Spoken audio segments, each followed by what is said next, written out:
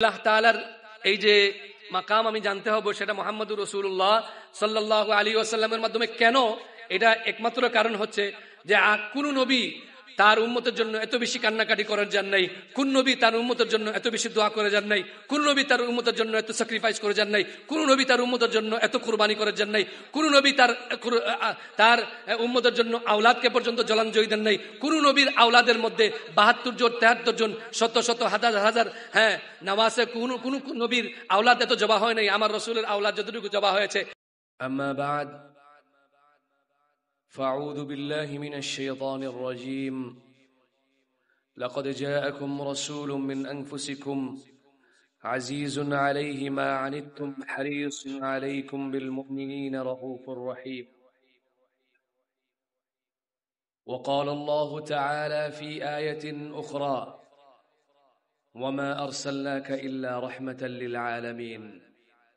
وقال النبي صلى الله عليه وسلم يا أبا سفيان جئتكم بكرامة الدنيا والآخرة.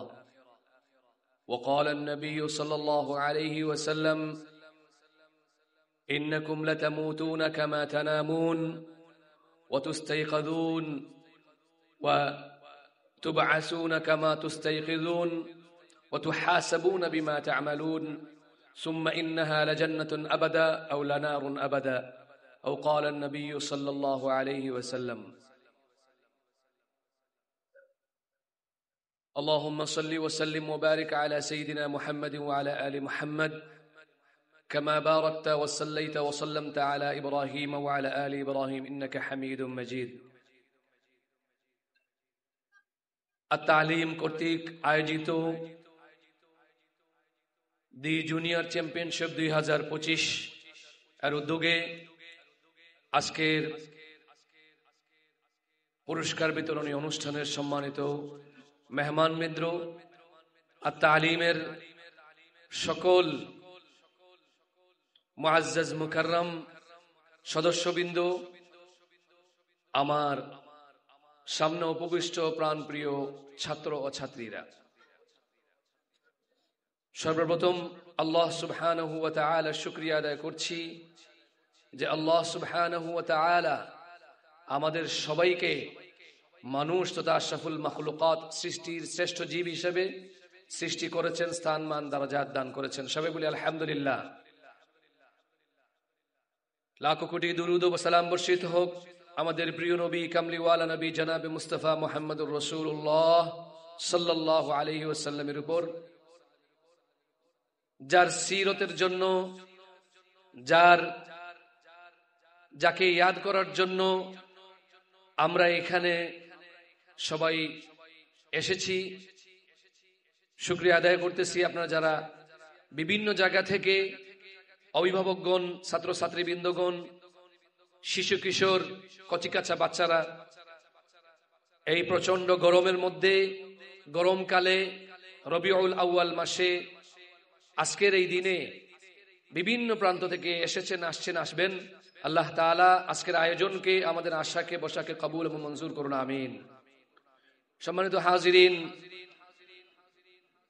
আজকের যে অনুষ্ঠান, এই অনুষ্ঠানটা অন্যান্য যে ইসলামিক কালচারাল যে প্রোগ্রাম রয়েছে, অন্যান্য যে অনুষ্ঠানগুলো রয়েছে বা মাহফিল হয়, ওয়াজ হয়, সেগুলা থেকে অনেক ভিন্ন একটি প্রোগ্রাম।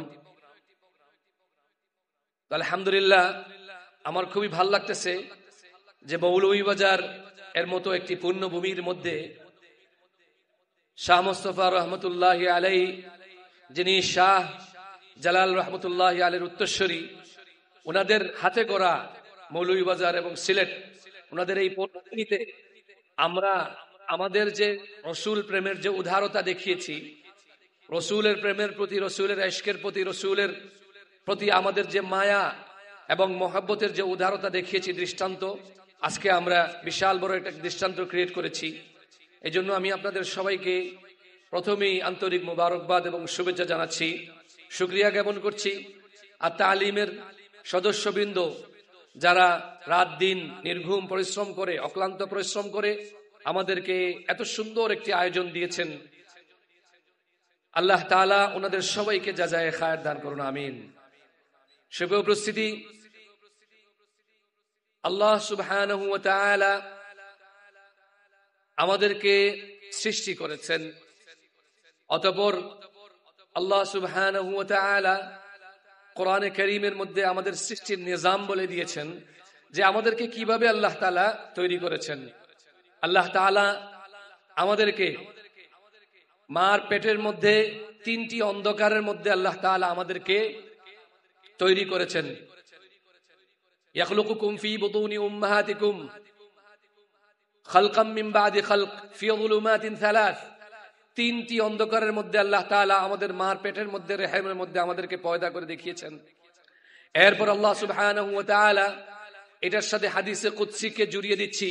আল্লাহ তাআলা বলতেছেন, মার পেটের মধ্যে তোমাকে আমি এমন ভাবে জায়গা করে দিয়েছি, মার পেটের যে অক্সিজেন রয়েছে সেটাকে আলাদাভাবে তোমাকে আমি প্রিজার্ভ করে দিচ্ছি, মার যে অক্সিজেন আছে সেটা আলাদাভাবে আমি রিসার্কুলেট করে দিচ্ছি। এরপর মার পেটের মধ্যে যে খাদ্য উনি খান যেটা যায় সেটাকে আলাদা রেখে দিয়েছি, ওইটা থেকে সুন্দর পাকিজা খাদ্য আমি তৈরি করে রগের মাধ্যমে শিরার মাধ্যমে তোমার পেটের মধ্যে তোমার যে লুৎফা রয়েছে, তোমার যে মুদগা রয়েছে সেটার মধ্যে পৌঁছে দিয়েছি। সুবহানাল্লাহ। এরপর আল্লাহ তাআলা সুবহানাহু ওয়া তাআলা বলেন যে মার পেটের মধ্যে যে ময়লা রয়েছে, দুর্গন্ধ রয়েছে, সেটাকে আমি আলাদা করে রেখেছি। তোমার যে পেটের দুর্গন্ধ, তোমার যে খাবার থেকে যে নির্যাস যে নির্গত যে দুর্গন্ধ রয়েছে, ময়লা রয়েছে, সেটাকে আমি আলাদা করে রেখেছি। এরপর আল্লাহ তাআলা বলতেছেন, যখন তোমার সময় হয়ে গিয়েছি তখন আমি একজন রেহেমের নিযুক্ত একজন ফেরেশতাকে আমি নির্দেশ দিয়েছি, আওহাইতু ইলাল মালাকিল মুওয়াক্কিল বিল আরহাম, যিনি তোমাকে ওই জায়গার মধ্যে আমার নিজাম মতো তোমাকে লালন পালন করেছেন মার পেটের মধ্যে, ওনাকে যখন আমি নির্দেশ দিয়েছি উনি আমার নির্দেশে তোমাকে সহজভাবে বিলা উসর সহজভাবে তোমাকে দুনিয়াতে নিয়ে এসেছেন। সুবহানাল্লাহ। দুনিয়াতে আসার পরে কি হলো? আসার পরে আল্লাহ সুবহানাহু ওয়া তাআলা বলতেছেন, লা লাকা সিন্নুন তাকতা ওয়া লা লাকা ইয়াদুন তাবতিশ ওয়া লা লাকা রিজলুন তামশি, যে তোমার হাত নাই বা তোমার হাত এতটুকু শক্ত হয় নাই যে তুমি কোনো কিছু কুড়ে খাবে, তোমার দাঁত এতটুকু শক্ত হয় নাই যে কোনো কিছু কামড়ে খাবে, চিবিয়ে খাবে, তোমার পায়ের মধ্যে এতটুকু শক্তি নাই যে তুমি হেঁটে কোনো কিছু নিয়ে এসে খেটবে। আমি তোমার মার ছাতির মধ্যে সিনার মধ্যে এমন একটি খালিস দুধের নহর, খাবারের নহর তৈরি করে দিলাম যেটা শীতকালে গরম থাকবে এবং গরমকালে ঠান্ডা থাকবে। সুবহানাল্লাহ। আল্লাহ তাআলা বলতেছেন, মুফত আমি তোমাদেরকে এই সমস্ত নিজাম আমি করে দিয়েছি। এরপর আস্তে আস্তে আস্তে আস্তে আস্তে আল্লাহ তাআলা বলতেছেন, তোমার আস্তে আস্তে হাড়গুলো, জোড়াগুলো, পাগুলো, চোখগুলো আস্তে আস্তে মজবুত হতে লাগলো, তুমি বড় হতে লাগলে। বারাস্তানি বিল মাআসি, তখন তুমি গুনার প্রতি লিপ্ত হয়ে গেলে, তখন আল্লাহ তাআলা আমাদের উপরে গিলা শিক্ষা বলতেছেন, হাকাযা জাযাউ মান আহসানা ইলাইক, এটা কি ওই ব্যক্তির প্রতিদান যেই ব্যক্তি তোমাকে খাওয়ালো, তোমাকে পান করালো, তোমাকে এত সুন্দর পথ পালন করলো, এত সুন্দর নিজাম দিয়ে দিল, তুমি কি তার সাথে এরকম ব্যবহার করবে? এরপরই আল্লাহ তাআলা বলতেছেন, যত কিছুই করো না কেন, তারপরও যদি তোমার সময় এক সময় শৈশব থেকে নিয়ে একবার বৃদ্ধকাল মরণ আগ পর্যন্ত মালাম ইউগারগির, যে কোনো সময় আমাকে ডাকবে, বান্দা তুমি আমাকে ডাকতে দেরি হবে, আমি তোমাকে ইস্তেকবাল করে নিয়ে আসতে দেরি হবে না। সুবহানাল্লাহ। মান তাকাররাবা ইলাইয়া তালাক্কাইতুহু মিন বাঈদ, যে আমার প্রতি আমার নিকট রহমতের আশায় তওবা নিয়ে আসবে, আমি দূর থেকে গিয়ে তাকে ইস্তেকবাল করে নিয়ে আসবো। সুবহানাল্লাহ। সম্মানিত হাজিরিন, এই কথা বলার মানে হচ্ছে আল্লাহ তাআলার পৃথিবীর মধ্যে যতগুলা ক্রিয়েশন আছে, যতগুলা সৃষ্টি আছে, সবচেয়ে উত্তম এবং সবচেয়ে আনুখা, সবচেয়ে অভিনব সৃষ্টি হচ্ছে মানুষ সৃষ্টি। এই সৃষ্টিতে আযীম ক্রিয়েশন, যেহেতু এটা আযীম ক্রিয়েশন, এটার মর্তবা অনেক বেশি। সুবহানাল্লাহ। আল্লাহ তাআলা বলতেছেন, ওয়ালাকাদ কাররামনা বানি আদম ওয়া হামালনাহুম ফিল বাররি ওয়াল বাহর ওয়া রাযাকনাহুম মিনাত তাইয়্যিবাত ওয়া ফাদ্দালনাহুম আলা কাসীরিম মিম্মান খালাকনা তাফদীলা। আমি বানি আদমকে সৃষ্টি করেছি, সৃষ্টি করার পরে শুধু তাকে এখানে ক্ষান্ত রাখি নাই, বরং সমগ্র জাতির উপরে, সমস্ত সৃষ্টির উপরে, সমস্ত প্রাণীর উপরে, সমস্ত মাখলুকাতের উপর, ইহা তাকে পাহাড়, পর্বত, নদী, নালা, আরশ, কলম, লৌহ, ফরশ সকলের উপরে আমি তাকে প্রাধান্য দিয়েছি, শ্রেষ্ঠত্ব দিয়েছি। সুবহানাল্লাহ। এবং আরেক কিতাবের মধ্যে রয়েছে, কোরআনে কারীমের তরজমা রয়েছে, সেটার ক্ষেত্রে আল্লাহ তাআলা বলতেছেন যে আল্লাহ তাআলা সূর্য, চন্দ্র, নক্ষত্র, যত মাখলুকাত আছে আল্লাহ তাআলা সমস্ত মাখলুকাতকে, আশরাফুল মাখলুকাত মানুষের খেদমতের জন্য নিযুক্ত করে দিয়েছেন। আর মানুষকে আল্লাহ তাআলার খেদমত, আল্লাহ তাআলার বন্দেগী, আল্লাহ তাআলার ইবাদতের জন্য আল্লাহ তাআলা ন্যস্ত করে দিয়েছেন। সুবহানাল্লাহ। তো যাই হোক, আমার মুখ্য উদ্দেশ্য সেটা হচ্ছে যে আল্লাহ তাআলা আমাদেরকে বানালেন, এত সুন্দর শেকেলে সুরত দিলেন। কারো শেকেলে, এখানে যে আপনারা বসে আছেন শত শত মারা, মহিলারা, মেয়েরা, আপনারা কি বলতে পারবেন একজনের সাথে আরেকজনের চেহারা মিল আছে? পুরোপুরি মিল আছে বলতে পারবেন? যমজ দুই ভাই, তারপরেও তাদের মধ্যে কি আছে? মিল থাকে না। অনেক সময় অনেক আয়েব থাকে, অনেকগুলা তাদের মধ্যে ত্রুটি থাকে, অনেকগুলো অমিল থাকে তাদের মধ্যে। যমজ দুই ভাই, বাদ দিয়ে দেন যমজ ভাই, এক মার পেট থেকে, কুল থেকে আমরা 7 জন, 8 জন, 10 জন, 12 জন পর্যন্ত বের হই, একজনের সাথে আরেকজনের মিল হয় না। এটাও বাদ দিলাম, ছোট্ট একটা জিনিস, এই যে আমাদের দিকে তাকান, এই যে ফিঙ্গারপ্রিন্ট, আল্লাহ তাআলা দিয়েছেন। এখানে যে টিপ যেগুলো আছে, এই টিপগুলা একজন আরেকজনের সাথে কারো মিলবে? কিয়ামত পর্যন্ত যদি কেউ চেষ্টা করে একজনের ফিঙ্গারপ্রিন্টের সাথে আরেকজন মিলাবার পারবে না। আমরা দেখি আল্লাহ সুবহানাহু ওয়া তাআলা আমাদের যে এইখানে আমরা যে সবাই দেখতেছি, আপনারা আমাকে দেখছেন, আমি আপনারা দেখছি, এবং পুরা জাহান সহ আমরা দেখি 7 রঙের রংধনু আমরা দেখি, বিভিন্ন রং বিরঙ্গের বিভিন্ন খাবার, বিভিন্ন পোশাক, বিভিন্ন ধরনের আসবাবপত্র আমরা দেখি, ফুল দেখি, এবং সেগুলো দিকে আমরা রংগুলা নির্ধারণ করতে পারি। কখনো কি চিন্তা করেছেন আল্লাহ তাআলা আমাকে যে এই চোখ দিয়েছেন, এই চোখগুলার মধ্যে কতগুলা আই রিসেপ্টর রয়েছে? কখনো চিন্তা করেছি? প্রত্যেকটা চোখে আমার দিকে তাকান, প্রত্যেকটা চোখের মধ্যে আল্লাহ তাআলা 13 কোটি বাল্ব, আই রিসেপ্টর আল্লাহ তাআলা প্রত্যেকটার মধ্যে আল্লাহ তাআলা তৈরি করে রেখেছেন। সুবহানাল্লাহ। 2 চোখে 26 কোটি আই রিসেপ্টর বাল্ব আল্লাহ তাআলা লাগিয়ে দিয়েছেন। এই 26 কোটি আই রিসেপ্টর যেটা আছে, এটার মধ্যে আপনি খেয়াল করেন কতগুলা শিরা প্রশিরা রয়েছে, কতগুলা রগ রয়েছে, খেয়াল করেন।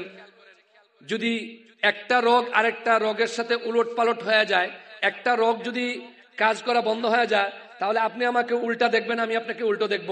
পুরুষ মহিলাকে পুরুষ মনে করবে, মহিলা পুরুষকে মহিলা মনে করবে, আবার পুরুষ মহিলাকে পুরুষ মনে করবে, উলট পালট হয়ে যাবে। ছোট বাচ্চারা বড়দেরকে তার মতো ছোট মনে করবে, আবার বড়রা ছোটদেরকে তার মতো বড় মনে করবে। সুবহানাল্লাহ বলেন। এত সুন্দর আল্লাহ তাআলা আমাদের মধ্যে ক্রিয়েশন দিয়েছেন। আমি যে কান দিয়ে শুনতেছি, আল্লাহ তাআলা এই কানের মধ্যে প্রথমত 7টা লেয়ার দিয়েছেন। এই 7টা লেয়ারকে কন্ট্রোল করার জন্য আল্লাহ তাআলা 52টা শিরা প্রশিরা আল্লাহ তাআলা বিশাল একটা ফিল্টার, 52টা ফিল্টার আল্লাহ তাআলা দিয়ে দিয়েছেন। আমি কি কখনো চিন্তা করেছি এত বিকট আওয়াজ হয়, এই আওয়াজটা আমার নিকট এসে পৌঁছায় না কেন? আমেরিকার মধ্যে, বিভিন্ন রাষ্ট্রের মধ্যে বম্পিং হয়, এই বম্পিং গুলো আমার কানে এসে পৌঁছায় না কেন? অথচ অন্যান্য প্রাণীরা সামান্য রেডিয়েশন, মোবাইলের রেডিয়েশনের কারণে, তারের কারণে, ইলেকট্রিকের কারণে অনেকগুলা পশু পাখি নষ্ট হয়ে যাচ্ছে, মৃত্যুবরণ করতেছে। আপনারা কি চিন্তা করেন, মা বোন যারা আছেন এরা চিন্তা করলে পাবেন যে আগে কিন্তু আমরা ঘুম থেকে উঠলে কিন্তু কোকিলের কুহু কুহু আমরা শুনতে পেতাম, কাক যে আছে কাকের কা কা আমরা শুনতে পেতাম, বিভিন্ন ধরনের পাখির আমরা বিভিন্ন শব্দ পেতাম। চড়ুই পাখি আমাদের মধ্যে প্রসিদ্ধ, সকালে উঠলে আমরা চড়ুই পাখি দেখতে পারতাম। এখন আমরা দেখি না কেন? কখনো কি চিন্তা করেছি এগুলো মোবাইলের কামাল? মোবাইলের রেডিয়েশন এবং মোবাইলের যে নেটওয়ার্ক আছে, এটা আমাদের জন্য কতটুকু ক্ষতিকর আমরা জানি না। এই মোবাইলগুলোর কারণে, মোবাইল কোম্পানির টাওয়ারের কারণে এই সমস্ত অতিথি পাখি সহ আমাদের মধ্যে যে পাখিগুলা ছিল, সেই পাখিগুলাকে নষ্ট করে দিচ্ছে। কখনো কি চিন্তা করি যে এতগুলা রেডিয়েশন, এতগুলা বাজে রিফ্লেকশন আমাদের কানের মধ্যে যাচ্ছে, আমাদের কান নষ্ট হচ্ছে না কেন? কেন আমরা বধির হচ্ছি না? কেন আমরা আমাদের ভাষায় বলে হাটকাল হচ্ছে না? কখনো চিন্তা করি না। আল্লাহ তাআলা এখানের মধ্যে অনেকগুলা লেয়ার সেট করে দিয়েছেন। আপনাদেরকে বলি, এগুলো বোঝার জন্য বলতেছি। আমাদের যে জিহ্বা আছে, এই জিহ্বার মধ্যে আল্লাহ তাআলা প্রথমত 5টা লেয়ার দিয়েছেন। প্রথমত কয়টা লেয়ার দিয়েছেন? 5টা লেয়ার। এর মধ্যে থেকে আমরা বেশিরভাগ যে জায়গা নেই বা স্বাদ নেই, 4টা জিনিসের মাধ্যমে আমরা স্বাদ নেই। চিন্তা করেন, আমাদের মা বোনরা বা বাবুর্চিরা যখন রান্না বান্না করেন, তখন তরকারি টেস্ট করার জন্য প্রথমে লবণ টেস্ট করার জন্য কোথায় নেন? জিহ্বার প্রথম ভাগে। কোথায়? জিহ্বার প্রথম ভাগে। এটা বাচ্চাদেরকে বোঝার জন্য বলতেছি। জিহ্বার প্রথম ভাগে নেওয়ার পরে মা বলতে পারেন, বা যারা গৃহিণী আছেন ওনারা বলতে পারেন যে লবণ কম হয়েছে না বেশি হয়েছে। এরপরে দেখেন, একটু পরে যখন আমরা টক যখন ওনারা আনদেন, রান্না করার পরে কিন্তু জিহ্বার প্রথম ভাগে ওনারা দেন না, কিন্তু জিহ্বার কিন্তু একবারে মাঝখানে বের করে কিন্তু মধ্যখানে কিন্তু ওনারা দেন। কেন? এই প্রথম ভাগ, পরবর্তী ধাপটা হচ্ছে কি টকের, এরপর এর আগের ভাগটা হচ্ছে 2 নম্বর ভাগটা হচ্ছে মিষ্টি। আমরা যখন মিষ্টি কোনো কিছু খাই তখন কিন্তু এই প্রথম ভাগের পরের ভাগ, সামনের ভাগের পরের ভাগে যখন দেওয়া হয় তখনই আমরা অনুভব করতে পারি যে মিষ্টিটা আসলে কি দিয়ে বানানো হয়েছে। এটা কি ছানার মিষ্টি নাকি এটা অন্য কোনো কিছুর মিষ্টি, কি দিয়ে এই মিষ্টিটা বানানো হয়েছে এটা আমরা, এবং এটা দিয়ে আমরা বলতেও পারি এটা কি বনফুলের মিষ্টি নাকি বেঙ্গলের মিষ্টি নাকি ফুলকলির মিষ্টি নাকি এটা আপনার অন্য কোনো জায়গার মধ্যে অন্য কোনো মিষ্টি ভান্ডার থেকে সেটা বানানো হয়েছে, লোকাল মিষ্টি নাকি ইন্টারন্যাশনাল মিষ্টি, সেটাও আমরা বলতে পারি। এরপরে যখন একবার 4 নম্বর লেয়ারে যান, আমরা যখন কোনো তিতা কোনো জিনিস খাই, সাথে সাথে মুখে দেওয়ার পরে পরে কিন্তু তিতাটা আমাদের আসে না, খেয়ালে আসে না, বুঝে আসে না। বাচ্চারা ছোট ছোট যারা আছে অনেকে ওষুধ দেয় ডাক্তাররা, তো ওনারা ওষুধ খাইতে চান না, তো মা বাবারা বহুত কষ্ট করে দেন, তো বাচ্চারা কিন্তু প্রথমে ওষুধটা মুখে নেন, কিন্তু যখন ভিতরে যায় 4র্থ নম্বর ভাগের মধ্যে যায় তখন গিয়ে বোঝা যায় যে নাপাটা যে আমাকে খাওয়াইছেন এই নাপাটা আসলে তিতা। প্রথমে কিন্তু কি বোঝা যায় না, এটা তিতা বোঝা যায় না। আল্লাহ তাআলা এই তিতা যে স্বাদ যেটা আছে এটা আমাদের একবারে ভিতরে 4 নম্বর লেয়ারের মধ্যে আল্লাহ তাআলা দিয়ে দিয়েছেন, সুবহানাল্লাহ। তো এগুলার মানে হচ্ছে আল্লাহ তাআলা আমাদেরকে যে বানিয়েছেন এটা আমাদেরকে আল্লাহ ফুজুল বানান নাই। কোরআনে কারীমের মধ্যে আল্লাহ তাআলা বলতেছেন ওয়ামা খালাকতুল জিন্না ওয়াল ইনসা ইল্লা লিয়াবুদুন, হে লোক সকল, হে নবী আপনি মানুষদেরকে বলে দিয়েছেন হে লোক সকল আমি তোমাদেরকে অনর্থক বানাই নাই। কারণ অনর্থক কাজ আল্লাহ তাআলা করেন না। অনর্থক কাজ এটা মানুষের খুবই, মানুষের খাসিয়ত। অনর্থক কাজ বান্দার খাসিয়ত, আল্লাহ তাআলার ইলাহের খাসিয়ত অনর্থক নয়। আল্লাহ তাআলা যা কিছু সৃষ্টি করেছেন না কেন সব কিছু আল্লাহ তাআলা কোনো না কোনো অর্থের জন্য, কোনো না কোনো ফায়দার জন্য, কোনো না কোনো নির্দিষ্ট উপকারের জন্য আল্লাহ তাআলা সৃষ্টি করে দিয়েছেন। এটা আমাদেরকে দৃঢ় বিশ্বাস রাখতে হবে। এই জন্যই তো আল্লাহ তাআলা বলেন ঈমানের সংজ্ঞার মধ্যে আমানতু বিল্লাহি ওয়া মালাইকাতিহি ওয়া কুতুবিহি ওয়া রুসুলিহি ওয়াল ইয়াউমিল আখির ওয়াল কদরি খাইরিহি ওয়া শাররিহি মিনাল্লাহি তাআলা ওয়াল বা'থি বা'দাল মাউত। হ্যাঁ, আল্লাহর প্রতি ঈমান আনা, রাসূলের প্রতি ঈমান আনা, কিতাবের প্রতি ঈমান আনা, এরপর সমস্ত ফেরেশতাদের প্রতি ঈমান আনা, এরপর তাকদীরের ভালো মন্দ যা কিছু আছে সবকিছুর প্রতি ঈমান আনা এবং আখিরাতের প্রতি ঈমান আনা। যেহেতু আল্লাহ তাআলা আমাদেরকে প্রশ্ন যেটা ছিল যে তোমাদেরকে আমি কি অনর্থক সৃষ্টি করিনি, তো এটার মাধ্যমে আল্লাহ তাআলা বুঝাইতেছেন যে এটার একটা উত্তর আছে। সে উত্তরটা কি, আপনি যদি জুদিশদের কাছে যান তাদেরকে যদি জিজ্ঞেস করেন যে আল্লাহ আমাদেরকে গড বা আমাদেরকে যে ক্রিয়েটর যিনি আছেন উনি আমাদেরকে কেন বানাইছেন, তো ওনারা এক জবাব দিবে। আপনারা যদি মাজুসিদের কাছে যান যে আমাদেরকে লর্ড বা গড আমাদেরকে কেন বানিয়েছেন, তো ওনারা এক জবাব দিবে। ঠিক তেমনি ভাবে আপনারা যদি ঈসাঈদের কাছে যান, ওনাদেরকে যদি জিজ্ঞেস করেন আল্লাহ তাআলা আমাদেরকে কেন বানাইছেন, ওনাদের কাছে একটা জবাব আছে। ইহুদিদের কাছে যান, তাদের কাছে একটা জবাব আছে। হিন্দু যারা আছেন তাদের কাছে যদি যান জিজ্ঞেস করেন যে ভগবান বা লর্ড বা কর্তা ধর্তা আমাদেরকে কেন বানিয়েছেন, তাদের কাছেও একটা জবাব আছে। ঠিক তেমনি ভাবে আমাদের এই যতগুলা জবাব আছে সবগুলা জবাব এক সাইডে, আর আল্লাহ তাআলা কোরআনে কারীমের মধ্যে যে জবাব দিয়েছেন এটা হচ্ছে সবচেয়ে আজিম তারিন, সবচেয়ে মানানসই জবাব। সেটা কি, ওয়ামা খালাকতুল জিন্না ওয়াল ইনসা ইল্লা লিয়াবুদুন মা উরিদু মিনহুম মির রিজকিন ওয়া মা উরিদু আন ইউতঈমুন। হে লোক সকল আমি তোমাদেরকে বানিয়েছি একমাত্র আমার ইবাদত করার জন্য, দুসরা কোনো কাজের জন্য তোমাদেরকে বানাই নাই, আরাম আয়েশের জন্য বানাই নাই, তোমাদেরকে মোহ মায়ার জন্য, লোভ লালসার জন্য, হিংসা বিদ্বেষের জন্য, মারামারি হুনানি কাটাকাটির জন্য তোমাদের জন্য বানাই নাই। একবার সির্ফ একবারে আমার ইবাদতের জন্য তোমাদেরকে বানিয়েছি। সুবহানাল্লাহ। আমরা জীবনে আমাদের স্ট্র্যাটেজি, আমাদের জীবিকা নির্বাহের জন্য সবচেয়ে বড় যে জিনিসটা রিজিকের সর্বোচ্চ স্তর যদি আমরা ধরি, আমাদের কাছে মনে হয় সর্বোচ্চ স্তর সেটা হচ্ছে টাকা পয়সা, কিন্তু হাদিসের কথা হচ্ছে রিজিকের সর্বনিম্ন স্তর হচ্ছে টাকা পয়সা, মাল, ধন দৌলত। সর্বোচ্চ স্তর হচ্ছে সুস্থতা, সর্বোচ্চ স্তর হচ্ছে সুস্থতা। আর এই সুস্থতার সর্বোচ্চ স্তর হচ্ছে ইলম, জ্ঞান, যেটার জন্য আমরা সবাই এখানে একত্রিত হয়েছি। সুবহানাল্লাহ বলেন।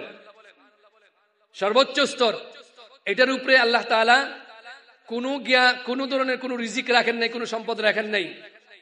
আল্লাহ তাআলা ওমান উতিয়াল হিকমা ফাকাদ উতিয়া কুল্লাহ, যাকে হিকমত দেওয়া হয়েছে তথা ইলম দিয়ে দেওয়া হয়েছে তাকে আল্লাহ তাআলা দুনিয়ার সমস্ত সম্পদ, সমস্ত জাহারাত, সমস্ত অলংকার, সমস্ত কিছুকে আল্লাহ তাআলা একসাথে করে দিয়ে দিয়েছেন। সুবহানাল্লাহ। আপনারা এখানে অনেকেই স্টুডেন্ট আছেন, আপনারা এখানে পড়ালেখা করেন, আপনারা নিজেদেরকে অনেকে মাপতে পারেন না। আপনারা কোন স্থানে আছেন, আপনারা নিজেদের স্থানটা আপনারা মানতে পারেন না। এই জন্য আল্লাহ তাআলার কথায় আমি বলে দিলাম যে আপনারা যারা স্টুডেন্ট আছেন আপনাদের মাকামটা অনেক উপরে। আপনারা কথা বলবেন এখানে, কিন্তু এই কথাটা এটা এই কথাটার আলোচনা এবং জিকির হবে, মুজাকারা হবে আরশে আজিমের মধ্যে। সুবহানাল্লাহ বলেন। আপনি কি জানেন কখনো যে আল্লাহ তাআলা আপনাকে এত সুন্দরভাবে বানিয়েছেন, আপনাকে এত সুন্দর বানিয়েছেন, খালাকতু বিয়াদাই, নিজ হাতে আপনাকে বানাইছেন। আপনার যে শেকেল সুরত, আপনি আয়নার মধ্যে গেলে মুগ্ধ হন, মানুষকে দেখিয়ে মুগ্ধ হন, সেলফি তুলে মুগ্ধ হন, মোবাইলের মধ্যে স্টোর করে মুগ্ধ হন। কখনো কি চিন্তা করেছেন যে এত সুন্দর যে আল্লাহ তাআলা বানাইছেন আমাকে, এত সুন্দর যে আল্লাহ আমাকে বানাইছেন, আল্লাহ আমাকে, আমি তো আল্লাহকে চিনি না, আল্লাহর রসুলকে চিনি না, আল্লাহ তো আমাকে চিনেন। কখনো চিন্তা করেছেন যে আমাকে আল্লাহ যে বানাইছেন, এত দাম দেওয়ার কারণ কি, মানে কি? কখনো চিন্তা করেছেন? কখনো চিন্তা করি না। কিন্তু আমরা দাম না দেই আর না দেই, আল্লাহর কাছে কিন্তু আমার দাম ঠিকই আছে। সুবহানাল্লাহ বলেন।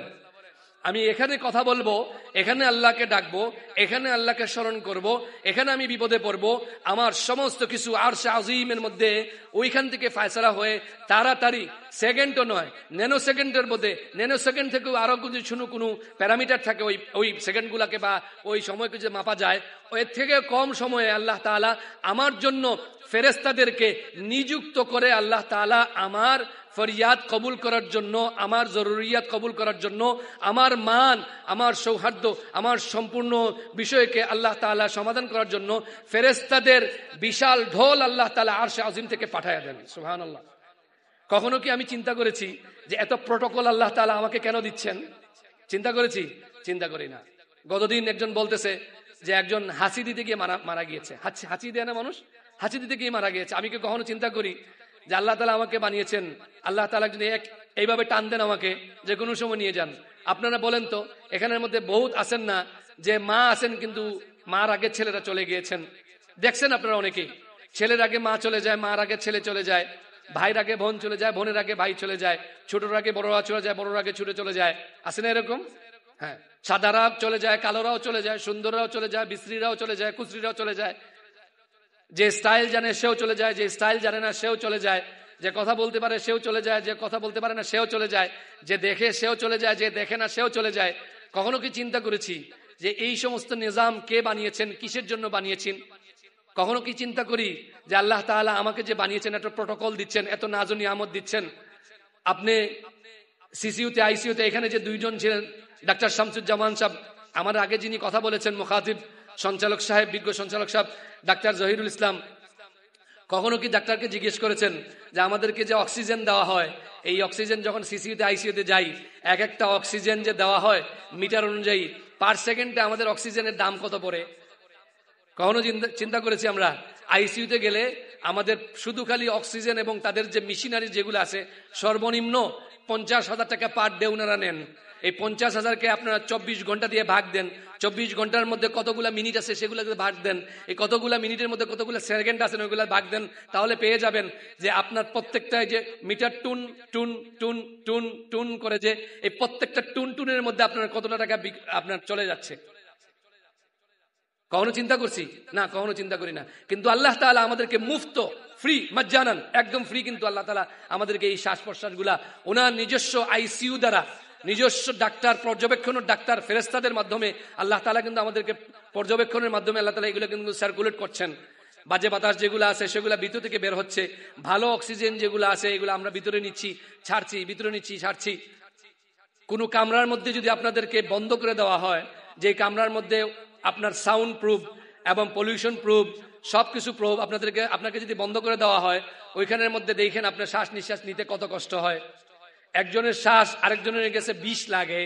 কখনো কি চিন্তা করেছেন যে আমি শ্বাসগুলা যে নির্গত করছি, এই শ্বাসগুলা যে যাচ্ছে কোথায় যাচ্ছে, কে এগুলাকে সার্কুলেট করে ভালো করে ওইগুলাকে আবার উপরের মধ্যে তুলতেছে, আবার ওইগুলাকে আবার কি করে গাছের উপরে দিচ্ছে, আবার গাছ আমাদেরকে অক্সিজেন হিসাবে আমাদেরকে রিক্রুট করছে, রিটার্ন আমাদেরকে দিচ্ছে।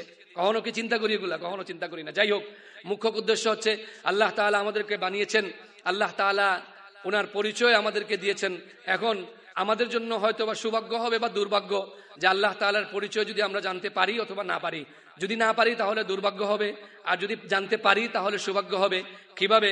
আল্লাহ তাআলা বলতেছেন উলাইকা কাল আনআম বাল হুম আযাল, যে আল্লাহ তাআলার পরিচয় জানলো না, আল্লাহ তাআলা আমাদেরকে কেন সৃষ্টি করেছেন সেটাও জানলো না, আমাদের দুনিয়াতে আসার উদ্দেশ্য, মুখ্য উদ্দেশ্য, লক্ষ্য জানলো না, সে একটা পর্যায়ে পশুর মতো, আর যখন এটা সে মুসালসাল না জানতে থাকে তখন সে পশু থেকেও আরো খারাপ হয়ে যায়, নিকৃষ্ট হয়ে যায়। নাউজুবিল্লাহি মিন যালিক। এখন প্রশ্ন করবেন আল্লাহ তাআলার পরিচয় কিভাবে জানবো? আল্লাহকে তো দেখি নাই, আল্লাহ তাআলা তো আমার উপরে ডাইরেক্ট কোনো কোরআন বা কোনো কিতাব বা মাসাহিব আমাদের কাছে পাঠান নাই। কিভাবে জানবো? কিভাবে জানবো? এটা জানার একমাত্র তানে তানহা রাস্তা হলো জনাবে মুস্তাফা মুহাম্মদুর রাসূলুল্লাহ সাল্লাল্লাহু আলাইহি ওয়াসাল্লাম। সবাই জোরে বলেন সাল্লাল্লাহু আলাইহি ওয়াসাল্লাম। যেটার জন্য যে সিরাতের পরীক্ষা এবং কুইজের জন্য আমরা এখানে সমবেত হয়েছি। তো উনাকে জানা লাগবে কেন? আমি কয়েকটা জিনিস বলতেছি যে রাসূল সাল্লাল্লাহু আলাইহি ওয়াসাল্লামকে জানা লাগবে এই জন্য যে স্বয়ং আল্লাহ সুবহানাহু ওয়া তাআলা বলতেছেন রাসূলকে জানতে হবে। কোরআনে কারীমের আয়াতের মধ্যে আল্লাহ তাআলা বলতেছেন কুল ইন কুনতুম তুহিব্বুনাল্লাহ ফাত্তাবিউনি ইউহিব্বুকুমুল্লাহ ওয়া ইয়াগফির লাকুম যুনুবাকুম। যদি তোমরা চাও আল্লাহকে মহব্বত করতে, আল্লাহকে জানতে, আল্লাহর মারিফাত অর্জন করতে, ফাত্তাবিউনি, আমি হাবিবকে, আমি মুহাম্মদুর রাসূলুল্লাহ সাল্লাল্লাহু আলাইহি ওয়াসাল্লামকে অনুসরণ করো, ইউহিব্বুকুমুল্লাহ, আল্লাহ তাআলা তোমাদেরকে পছন্দ করবেন, আল্লাহ তাআলা তোমাদেরকে মহব্বত করবেন, আল্লাহ তাআলা তোমাদেরকে ইশক করবেন। সুবহানাল্লাহ। আচ্ছা, এটা হলো একটা কারণ। দ্বিতীয়ত কারণ হচ্ছে আমরা এখন দুনিয়াবি হাইসিয়তে বুঝি দুনিয়াটা হচ্ছে গিভ এন্ড টেকের দুনিয়া। কিসের দুনিয়া? গিভ এন্ড টেকের দুনিয়া। আপনি আমাকে এক হাত দিবেন, আরেক হাত নিবেন, এটা হচ্ছে দুনিয়ার পরিচয়। গিভ এন্ড টেকের দুনিয়া। দুনিয়ার মধ্যে কেউ যদি আপনার জন্য মুফত কোনো কিছু করে আপনি মনে করবেন এটার মধ্যে বেজাল আছে, কারণ দুনিয়াটাই হচ্ছে গিভ এন্ড টেকের দুনিয়া। আপনি কি মনে করতেছেন মা আমাকে 9 মাস 10 মাস 10 দিন আমাকে পেটে কুলে রেখে আমাকে লালন পালন করছেন, এই জন্য মা সবার উপরে হয়ে গিয়েছেন? না, মা এটা আপনার জন্য করেন নাই, মা উনার আখিরাতের জন্য করেছেন। সুবহানাল্লাহ বলেন। বাবা আমাকে সারা জীবন খাওয়াচ্ছেন, বাবার কোনো মাজাল আছে, কোন শক্তি আছে আমাকে সারা জীবন বসায় খাওয়ানোর? নাই নাই নাই। এটা আল্লাহ তাআলা উনাকে শক্তি দিয়েছেন, এই জন্য উনি করেছেন। আর উনি যে করেছেন এই নিয়তে করেছেন যে আমার বাচ্চাদের জন্য যদি আমি করি, এই বাচ্চারা মানুষ হয়ে একসময় আমাকে স্মরণ করবে, আমার জন্য দোয়া করবে, কবরের পাশে দাঁড়িয়ে সূরা ইয়াসিন তেলাওয়াত করবে, 2 চোখের পানি পালাবে। মাও চিন্তা করেন যে বাবা আমার জন্য দোয়া করবে, সূরা ইয়াসিন পড়বে, ইসালে সওয়াব করবে, আমার কথা স্মরণ করবে, আমার মাগফিরাত চাবে, রব্বিরহামহুমা কামা রাব্বায়ানি সগীরা বলে আমার জন্য দোয়া করবে, এই স্বার্থে যে এটা করলে কি হবে, আমি কবরে আরাম পাবো, জান্নাতে জান্নাতুল ফেরদাউস পাবো। এই জন্য কিন্তু মা আমাদেরকে কষ্ট করে লালন পালন করেন। এটা মা আমাদেরকে লালন পালন করেন, যদিও দুনিয়াবি হাইসিয়তে আমরা এটা বলি না, কিন্তু উনারও একটা না একটা স্বার্থ আছে। ঠিক তেমনি ভাবে যে কোনো কেউ যদি আপনাকে আপনার জন্য কোনো কিছু করে তাহলে বুঝতে হবে এটা গিভ এন্ড টেকের দুনিয়া। এটার মধ্যে দুনিয়াবি হোক উখরবি হোক যে কোনো ধরনের কোনো স্বার্থ আছে। এখন আল্লাহ তাআলা যে পরিচয় আমি জানতে হবে, আল্লাহ তাআলার এই যে মাকাম আমি জানতে হবে, সেটা মুহাম্মদুর রাসূলুল্লাহ সাল্লাল্লাহু আলাইহি ওয়াসাল্লামের মাধ্যমে। কেন? এটা একমাত্র কারণ হচ্ছে যে কোন নবী তার উম্মতের জন্য এত বেশি কান্নাকাটি করার যান নাই, কোন নবী তার উম্মতের জন্য এত বেশি দোয়া করে যান নাই, কোন নবী তার উম্মতের জন্য এত স্যাক্রিফাইস করে যান নাই, কোন নবী তার উম্মতের জন্য এত কুরবানি করে যান নাই, কোন নবী তার উম্মতের জন্য আওলাদকে পর্যন্ত জলাঞ্জলি দেন নাই। কোন নবীর আওলাদের মধ্যে 72 জন 73 জন শত শত হাজার হাজার নওয়াসে কোন নবীর আওলাদ এত জবা হয় নাই। আমার রাসূলের আওলাদ যতটুকু জবা হয়েছে। কারবালার কাহিনী চলে গিয়েছে, মুহররম মাস, আমরা জানি কারবালাতে কি হয়েছে। রাসূলুল্লাহ সাল্লাল্লাহু আলাইহি ওয়াসাল্লামের নামাজের মধ্যে সবচেয়ে ছোট বাচ্চা আব্দুল্লাহ, বয়স মাত্র হয়তো 1 বছর থেকে 1.5 বছর বা 6 মাস, কোন কিতাবের মধ্যে 6 মাস, কোন কিতাবে 1 বছর, কোন কিতাবের মধ্যে 1.5 বছর বয়স, দুধ পান করে দুধ পাই এই শিশুরে পর্যন্ত জালিমরা তার গলা কেটে নেজের মধ্যে এইভাবে চেরায় রাখছে। কখনো কল্পনা করেছেন যে এই কোন নবীর বাচ্চারা কি এরকম কুরবানি দিয়েছে? দেয় নাই। এই জন্যই তো বলা হয় আল্লাহ তাআলার পরে আমাদের প্রতি যার সবচেয়ে বেশি অবদান, যার সবচেয়ে বেশি ইহসান, যার সবচেয়ে বেশি অনুগ্রহ, যার সবচেয়ে বেশি কৃপা, যার সবচেয়ে বেশি কুরবানি, উনি হচ্ছেন জনাবে মুস্তাফা মুহাম্মদুর রাসূলুল্লাহ সাল্লাল্লাহু আলাইহি ওয়াসাল্লাম। এই কারণেই আমরা উনাকে জানবো, উনার পথে চলবো, উনার সিরতকে জানবো, উনার সিরতকে মানবো ইনশাআল্লাহ। এখন আসুন রাসূলুল্লাহ সাল্লাল্লাহু আলাইহি ওয়াসাল্লামের জীবনের সংক্ষিপ্ত কিছু কথা আমি বলবো আপনাদেরকে। রাসূল যখন আসতেছেন তখন রাসূল আসার আগে মারা যারা আছেন এরা বুঝবেন, যখন পেটের মধ্যে কখন কোনো সন্তান আসে তখন ব্যথা অনুভব হয়। রসুলের মা আমেনা বলতেছেন, যখন আমার লাল প্রিয় নবী মোহাম্মদ আমার পেটে যখন আসছে, আমি কখনো কোনো ব্যথার অনুভব করি নাই, বরঞ্চ আমি আমার পেটের মধ্যে নূরের অনুভব করেছি। সুবহানাল্লাহ। এরপর বলতেছেন, যখন বাচ্চা দুনিয়ার মধ্যে আসে, ওনাদের খাদেমা ছিলেন আব্দুর রহমান ইবনে আউফের মা শিফা বিনতে আসাদ। উনি বলেন যে মুহাম্মদ যখন দুনিয়ার মধ্যে আসলেন, অন্যান্য বাচ্চারা যখন দুনিয়াতে আসেন, আসার পরে বিভিন্ন ধরনের ময়লা আবর্জনা আসে। মুহাম্মদ সাল্লাল্লাহু আলাইহি ওয়াসাল্লাম যখন দুনিয়াতে আসলেন, একবারে পাক সাফ, কোনো ময়লা কোনো আবর্জনা ছাড়াই দুনিয়ার মধ্যে আসছেন। সুবহানাল্লাহ। অন্যান্য বাচ্চারা যখন ভূমিষ্ঠ হয়, ভূমিষ্ঠ হওয়ার সাথে সাথে বিভিন্ন ধরনের দুর্গন্ধ চলে আসে, বিভিন্ন ময়লার কারণে দুর্গন্ধ হয়।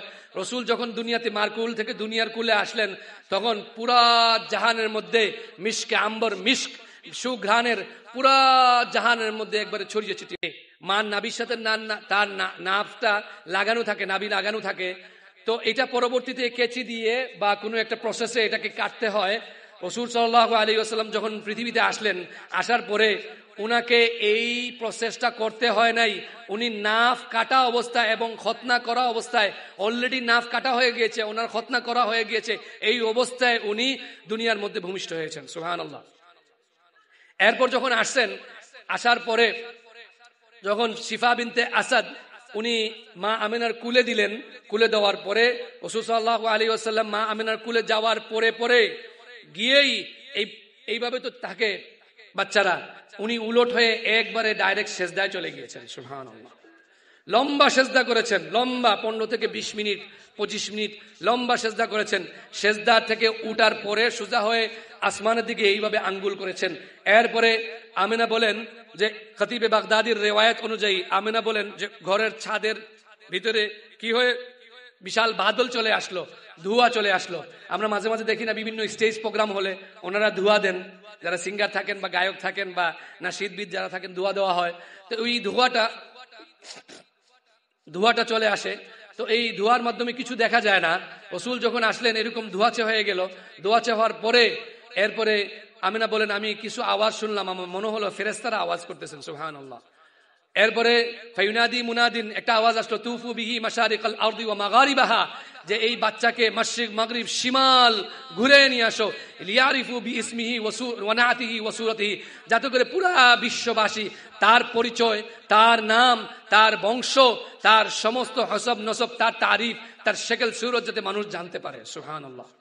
আপনাদের যে কিতাব দেওয়া হয়েছে সিরাতুন নবী, আখলাকুন নবী, এটার কথাই আল্লাহ তাআলা এখানে বলেছেন। সম্মানিত হাজিরিন, সময় শেষ হয়ে গিয়েছে, খেয়াল রাখবেন আমাদের সময় সংক্ষিপ্ত, আমাদের রিজিক নির্ধারিত এবং আমাদের মৌত অবধারিত।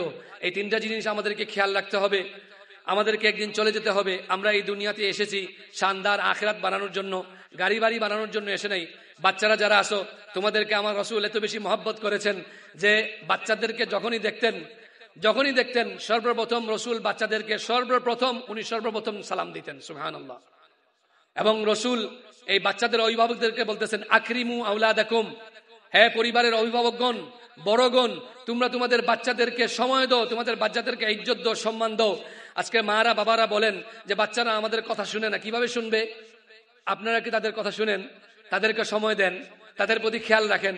এই যে মোবাইল আছে, বাসায় গেলে তো মোবাইল নিয়ে ব্যস্ত, অফিস থেকে আসলে মোবাইল নিয়ে ব্যস্ত, ব্যবসা থেকে আসলে মোবাইল নিয়ে ব্যস্ত। ফোন করে কখনো জিজ্ঞেস করছেন যে আমার মামুনিটা খেয়েছি কিনা না, আমার মামুনিটা ঠিক মতো পড়ছে কিনা না, আমার ছেলেটা শোনা বাবা শোনাটা কি ঠিক মতো আছে কিনা না, তার ঠিক মতো সবকিছু ঠিক আছে কিনা না। কখনো তার সাথে বসে বসে খেলছেন? খেলেন নাই, সময় দেন নাই। তা আপনি গিভ এন্ড টেকের দুনিয়া, আপনি যদি বাচ্চাকে সময় না দেন তা বাচ্চা আপনাকে সময় দিবে। আপনি বাচ্চাকে যদি ভালো আখলাক না দেন, ভালো যদি সারাদিন খালি আপনাকে তাদেরকে ডাকলেন ধমক দিলেন, সে আপনাকে কি করবে? রিপিটে মহব্বত দিবে, মায়া দিবে, চুমু দিবে না। রাসূল সাল্লাল্লাহু আলাইহি ওয়াসাল্লাম বলতেছেন, মাদেরকে অভিভাবকদের বলতেছেন, আকরিমু আওলাদাকুম।